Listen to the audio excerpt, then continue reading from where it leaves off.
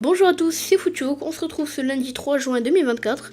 La Ligue des Champions s'est terminée ce samedi 1er juin et du coup je vais vous parler d'un sujet encore vague pour beaucoup de gens, le nouveau format de la Ligue des Champions 2024-2025. Moi-même en regardant la vidéo de Beansport je n'ai pas compris, mais après quelques recherches j'ai tout compris. C'est pour ça que je vais vous expliquer tout le nouveau format. C'est parti! Alors pour commencer, avant 2024-2025, la Ligue des Champions débutait avec 32 équipes qui sont réparties en 8 groupes de 4 équipes. Les deux premiers du groupe vont en 8e de finale de Ligue des Champions et le troisième du groupe, lui, est envoyé en 8e de finale d'Europa League, tandis que le quatrième du groupe est éliminé de toute Coupe d'Europe. Sauf que ce format de phase de groupe va être changé la saison prochaine par une phase de ligue ou une ligue normale si vous voulez, de 36 équipes. Chaque équipe doit jouer 8 matchs, 4 matchs à l'extérieur et 4 matchs à domicile. Mais comment vont-ils désigner les équipes qui vont s'affronter parmi les 36 équipes participantes? Pour faire simple, les équipes vont également être réparties en 4 chapeaux de 9 équipes et chaque équipe vont jouer avec 2 équipes de chaque chapeau. Et oui, même 2 équipes de leur propre chapeau. À la fin de cette phase de ligue, les 8 premières équipes sont qualifiées pour les 8e de finale et les équipes classées de la 9e à la 24e place vont devoir jouer les barrages de qualification pour les 8e de finale. Et pour le reste, c'est-à-dire de la 24e à la 36e place, seront éliminées de toute Coupe d'Europe.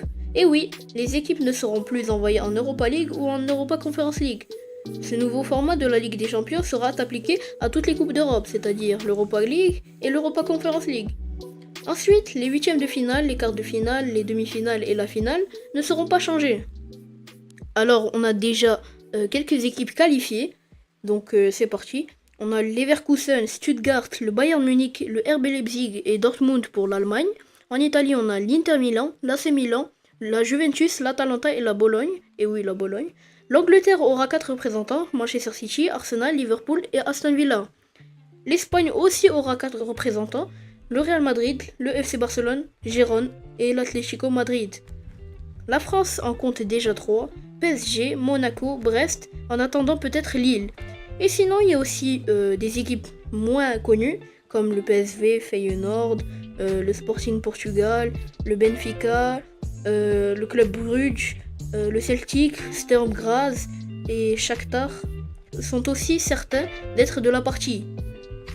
On arrive bien à 29 qualifiés déjà connus, et 7 billets restent à distribuer via les qualifications.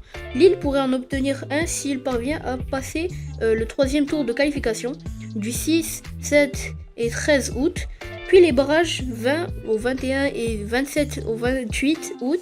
Le tirage au sort du 3e tour aura lieu le 22 juillet et le LOSC pourrait affronter entre autres Fenerbahçe, l'Union Saint-Gilloise, le Dynamo Kiev et Twente. Puis en cas de qualification, éventuellement les Glasgow Rangers ou le Slavia Prague.